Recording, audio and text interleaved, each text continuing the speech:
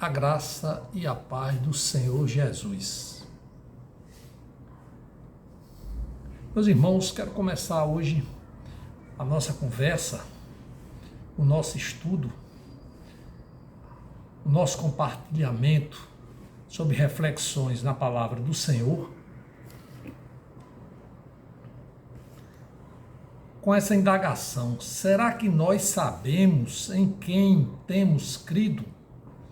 Faço essa indagação com base na afirmação do apóstolo Paulo, quando ele escreveu a segunda carta a Timóteo, capítulo 1, versículo 12. Ele afirmou: eu sei em quem tenho crido. Será que nós podemos afirmar com toda convicção e fé essa frase? Parece que não.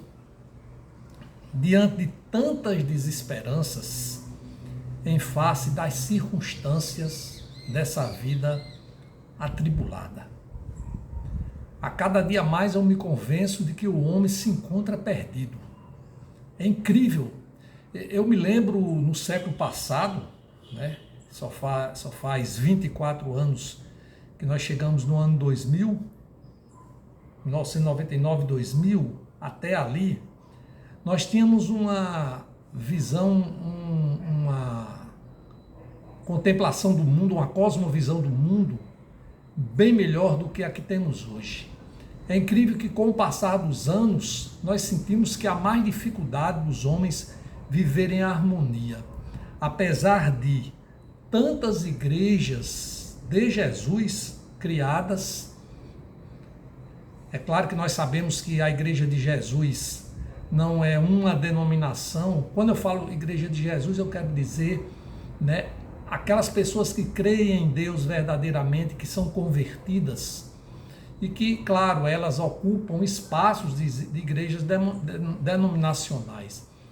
Mas mesmo assim, com tantas igrejas criadas no nosso país, por exemplo, nós sentimos e sabemos que a cada dia mais o homem desacredita em relação ao seu presente, na realidade, ao seu presente, quiçá o futuro. Então, diante disso, né, parece que essa afirmação, eu sei em quem tenho crido, parece que ela não tem sentido hoje, porque as pessoas estão guardando as suas esperanças nos próprios homens, nos próprios ídolos que fazemos, não é? Então, claro que o apóstolo Paulo estava falando de Jesus. E nós, sabendo que Jesus é Deus, temos verdadeiramente crido no Deus bíblico? Ora, para crermos, é preciso saber primeiro sobre em quem cremos. Comecemos então indagando sobre os atributos de Deus, de modo especial a transcendência e a imanência. Frise que esses são atributos incomunicáveis, ou seja, próprios de Deus, que não se transferem para os homens. Assim como todos nós sabemos que acompanhamos e lemos, né, as Escrituras, e alguns que estudam, né, nas escolas bíblicas, alguns que fazem teologia, mesmo outros que não fazem ou não cursam, mas são interessados. Esses outros atributos que são incomunicáveis, como a onipresença, a onisciência e a onipotência. Então, aprendendo da sua própria palavra, em Efésios, uma carta a Efésios feita pelo apóstolo Paulo 4:6, Efésios 4:6, diz assim: um só Deus e Pai de todos.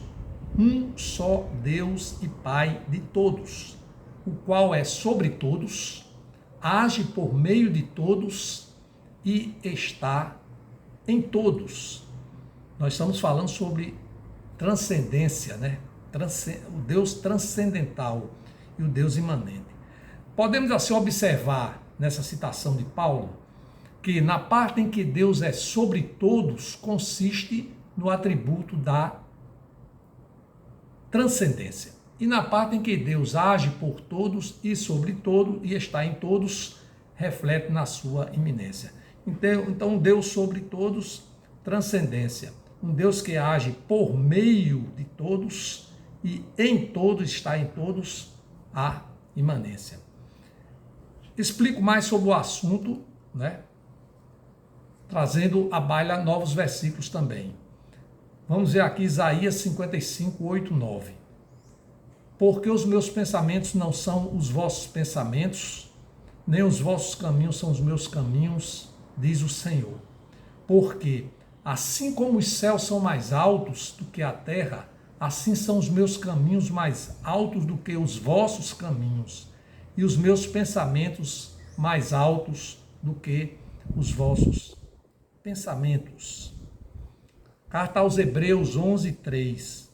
Pela fé, entendemos que foi o universo formado pela palavra de Deus, de maneira que o visível veio a existir das coisas que não aparecem.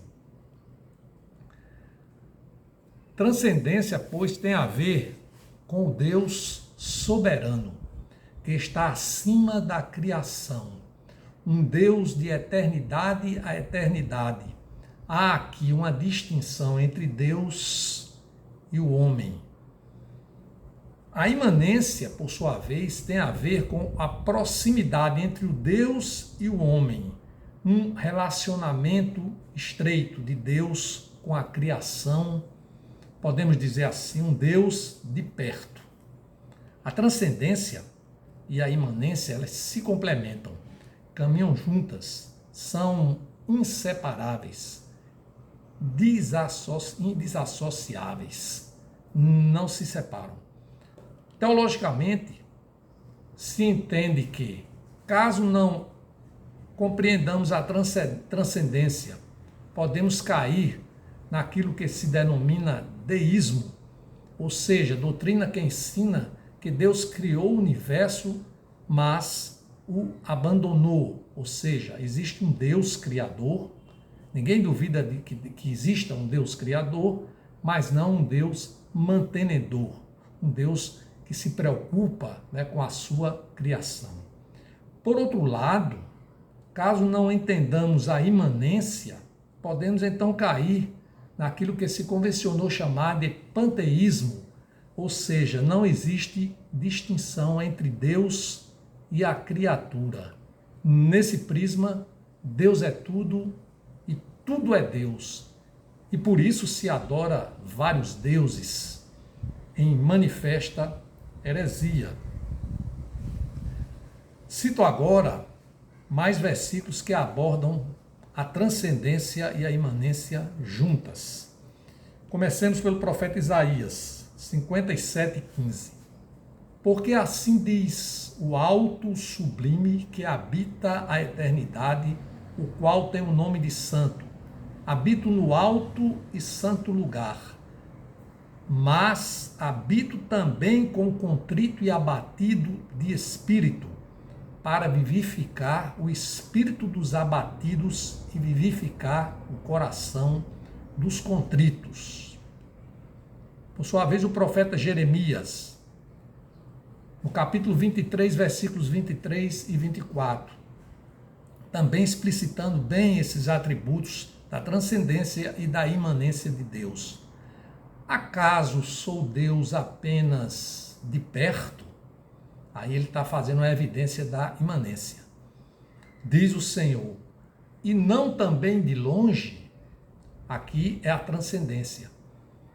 Ocultar-me-ia alguém em esconderijo, de modo que eu não o veja? Ó poder de Deus. Diz o Senhor, porventura, não encho eu os céus e a terra? Diz o Senhor.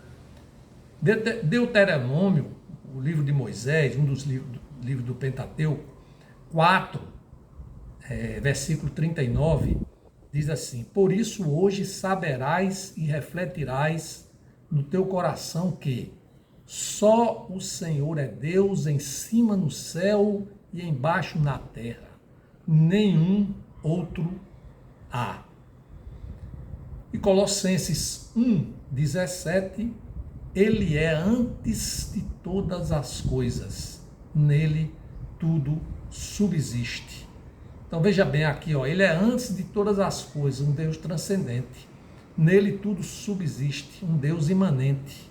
É um Deus mantenedor, um Deus que se incomoda, que se preocupa com a sua criação. Bem, porque o título desse estudo que é o título que eu coloquei aqui, crendo na transcendência e na imanência de Deus. E não somente crendo em Deus. Bem, o objetivo é dar ênfase ao fato de que o poder de Deus não consiste apenas na criação do visível, do que chamam natural, mas também daquilo que é invisível, uma dimensão não perceptível pelo olhar humano. Com essa observação em mente, pode-se diferenciar o visível do invisível, o lógico do ilógico, enfim, do que se apresenta factível em relação ao milagroso, ao sobrenatural. Vejamos Colossenses 1,16. Pois nele foram criadas todas as coisas. Esse é o poder de Deus, né? Foram criadas todas as coisas, nos céus e sobre a terra, as visíveis e as invisíveis, sejam tronos, sejam soberanias, quer principados, quer potestades. Tudo foi criado por meio dele e para ele. Meus irmãos, uma vez que os denominados, né, alguns que se dizem, né, crentes, estão dando mais valor aos sentidos, à razão em si, a maioria de nós esquecemos da força da transcendência de Deus. Eu tenho falado ultimamente e constantemente das lutas dos homens e que Deus quer que nós lutemos as nossas lutas. E isso, explique-se, não significa esquecer-se de Deus. Contudo, se as nossas lutas objetivamente fracassam, o que podemos ou devemos fazer? Essas não são as causas, né, de nós nos desesperançarmos. Quando eu iniciei aqui essa fala, é exatamente esse sentido de impotência. Por isso que também aqui nós procuramos compreender primeiro quem é esse Deus que nós cremos. Porque através desses atributos dele, nós sabemos que nele podemos confiar. Porque é um poder que é dele, que é um poder que pode fazer milagres, o sobrenatural. Com a compreensão desse atributo da transcendência, então, podemos nos confortar pela certeza de que podemos confiar e voltarmos inteiramente para Deus. Com efeito, a transcendência de Deus nos leva a crer que Deus intervém de maneira direta, especial e sobrenatural neste mundo, de acordo com os seus próprios propósitos. Afinal, ele é Deus. Se por um lado a iminência de Deus demonstra que ele pode agir por intermédio, né, do esforço humano, o atributo da transcendência de Deus ensina que, de acordo com a sua vontade, que é boa, perfeita e agradável, ele pode muito mais, pode intervir de forma milagrosa na vida das pessoas, algo que está além da compreensão da mera lógica humana. E aí estaremos seguros, porque passamos a confiar no poder de Deus, e não mais nas lutas, muitas vezes vãs, né, dos homens, ainda que válidas em certas ocasiões. A propósito, no primeiro evangelho, que é o evangelho de Mateus 22, versículo 29, nós podemos ler: errais por não conheceres as Escrituras, nem o poder de Deus. Então é aquela pergunta, como vamos crer se nós não conhecemos? Romanos 1,18 ensina: não me envergonho do evangelho, porque é poder de Deus para a salvação. O apóstolo João, no capítulo 15, versículo 5 do Evangelho, ele diz: eu sou a videira, Jesus disse, né? Eu sou a videira, vós os ramos, quem permanece em mim e eu nele, esse dá muito fruto, porque sem mim nada podeis fazer. E por fim, Mateus 19, 26 diz: para o homem é impossível, mas para Deus todas as coisas são possíveis. Meus irmãos, eu tenho 2 testemunhos na minha vida que comprovam que Deus quer que efetivamente nós lutemos. Aliás, isso é o que os homens fazem durante toda a vida. E mesmo quando não conseguimos a vitória desejada e perseguida, Ele, Deus, por sua vontade, pode nos dá-la, quando sabemos pedir e o fazemos com contrição e fé. Só que Deus faz isso do modo dele. Aconteceu comigo de forma nítida, por pelo menos 2 vezes, e sei que acontece com muitas das pessoas na face dessa terra. Não é um privilégio meu. É impressionante também observar que o jeito de Deus é sempre o melhor. Ainda que na nossa fragilidade achemos que poderia ser diferente. Porque gostamos de atalhos, cultivamos atalhos, e atalhos nunca nos faz bem. Precisamos reverenciar o tempo de Deus, precisamos assim compreender os atributos de Deus. Não podemos nos abalar diante das circunstâncias. Afinal, segundo 1 Coríntios 2, 9, nem olhos viram, nem ouvidos ouviram, nem jamais penetrou em coração humano o que Deus tem preparado para aqueles que o amam. Há muitos outros versos na Bíblia que todos nós conhecemos, né?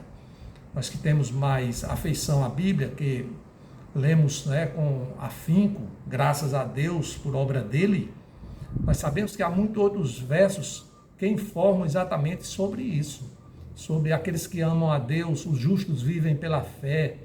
Deus não abandona os justos, né? É impossível agradar a Deus sem fé.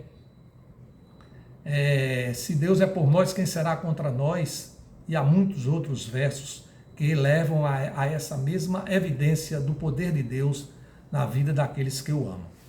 A implicação do entendimento desses atributos que eu falei, da transcendência e da imanência, que desaguam no poder de Deus, nos leva à confiança e também que a fé em Jesus é o caminho para vivermos o poder da sua transcendência.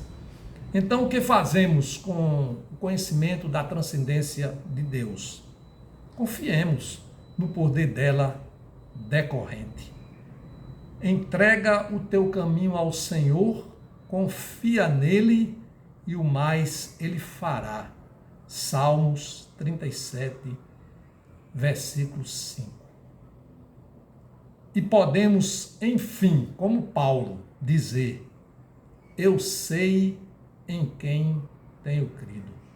Glória a Deus por essa reflexão, que meditemos nela, nos tornemos mais íntimos desse Deus maravilhoso, buscando nele, através da própria palavra, da revelação, tudo aquilo que nós temos e que nós perdemos tanto tempo buscando em caminhos totalmente divergentes ou caminhos que não nos levam à felicidade plena, que virá, com certeza, quando Jesus voltar pela segunda vez.